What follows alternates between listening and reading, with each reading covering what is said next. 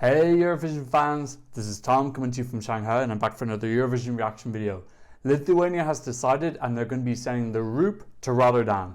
So last night was Pabandom Is Naujo, which is Lithuania's new revamped national final. I'm going to be discussing the winner, their chances in Eurovision. I'll quickly go through some of the other acts and then I'll talk a little bit about what I thought about the show.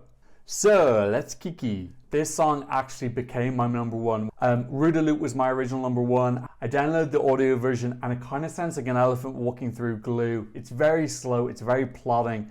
On top of that, it sounds like the writers of the song have been very inspired by Lady Gaga featuring Beyonce Telephone. So going into the final, actually Roop was my number one and Monique was my number two, and I was lucky that that's what the final result ended up being. I was also really pleasantly surprised to see that they not only won the televote but the jury vote. I thought the televote was kind of obvious because they had double second place in the semi-finals. But winning the jury as well, that was really impressive. I'm really happy, and I'm glad that we didn't go to that jury televote tie because for some reason the jury was the tiebreaker. I don't understand why that is. I think they definitely need to change that for next year. Anyway, a catastrophe was avoided. That didn't happen. In terms of the performance, I thought it was really great. I love all their styling. The main singer, I've already spoken about him, but his guitarist with the blonde man bun, he looked really cool. He had shorts on. I love the way he dances and moves and his facial expressions and his kind of like pirate facial hair. I spoke before about how this really needs to make sure it gets perceived as arty and intentional and not wacky and weird. I think it's really arty and artistic. There's so much artistic flow in this. I love the black and red silhouettes that they have in this. The dancing's absolutely fantastic. I also love their choice of the dancers.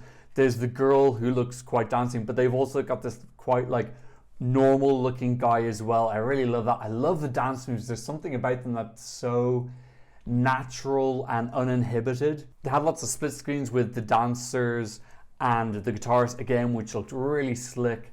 There were a lot of like really good ideas. Pretty much all the ideas in the staging worked. I can't really think of any that like flopped at all. They were all really inventive and imaginative. It was also interesting to see that at one point, obviously I don't understand Lithuanian at all, but they had all the contestants sitting down and they basically like went through them all one.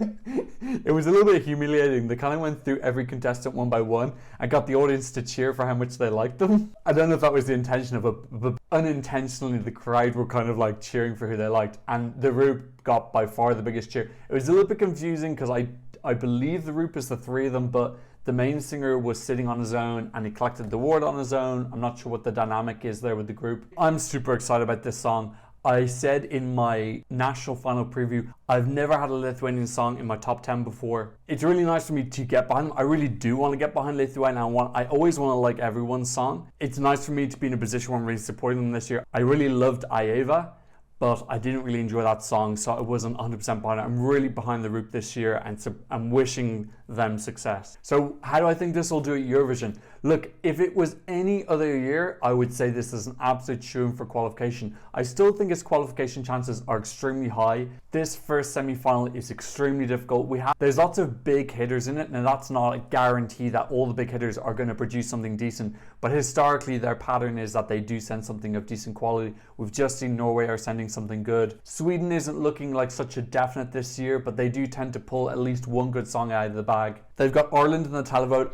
I think that's a definite 12 points, not just because there's a large Lithuanian diaspora. I know that a lot of Irish people are really going to enjoy this performance and its uniqueness. I think this will get very high in the televote, even regardless of the diaspora. But there's no UK, there's no Estonia, there's no Latvia. There is Norway, there's a lot of Lithuanians in Norway, so not as much of the usual help, but quality will always shine through. It depends what else is in the semi-final, but I think this is going to stick out regardless. And assuming it gets given, it's in the first half of the first semi-final, as long as it's given a pretty decent draw, I think it'll shine and it'll go through. Just to go through some of the other acts, I thought Monique was spectacular. The song is still a little bit too dreamy, not very much pace injected to it, but her visuals were the best of the night. She had so many ideas, and it wasn't too many ideas, they were all really beautiful. The start with the blue and the lines going down, all the like changing faces and this futuristic theme, it was so good. She also had a really cool thing where they're like black and white silhouettes flashing on the screen, and every time a new silhouette flashed, she was in a different position. She didn't have her like really cool bang hair that she had last time, which was a bit of a shame, but she still looked amazing. I'd love to see her come back with an even better song next year and be a potential contestant in the future. To be honest, none of the other real contestants I felt like there's anything much new. I already watched the performances and reaction videos, so I'm not going to add anything else in. A couple of things about the show. I thought the show looked much better this year. It looked much bigger and grander. It was a nice big stage. Still feel like they're finding their feet a little bit. I think they need to remember that it is an entertainment show. Some of the elements in it felt a little bit pedestrian. They gave one of the judges like this 15-20 minute set. Like she literally did like 5 or 6 songs. She didn't sing any of them, which I thought was a little bit hypocritical that they had this judge here kind of judging people, and then she wouldn't even sing her own song. She was just lip syncing them. They weren't really great at like building suspension when it got towards revealing the results. They didn't kind of go through them one by one and like build up the tension and so close up of the contestants' faces or anything. They just kind of went like, there's a ton of televote points, and then there's a load of jury points. Add them together yourself. See you later.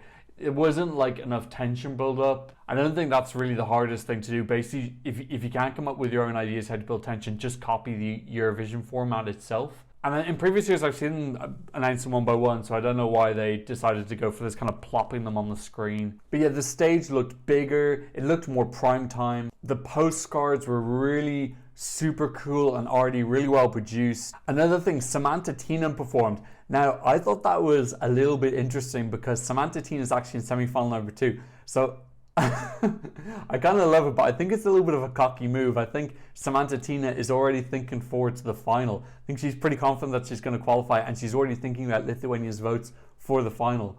So I admire her confidence. I don't think Samanta Tina is as much of a guarantee as she thinks she is. You know, if Lithuania keeps up this standard, they're definitely going to start having better results. I really look forward to having them in my top 10 in the next coming years if they keep up this standard. So what did you think about the Roop on Fire? Please leave a comment in the comment section down below. Please like and subscribe if you haven't already.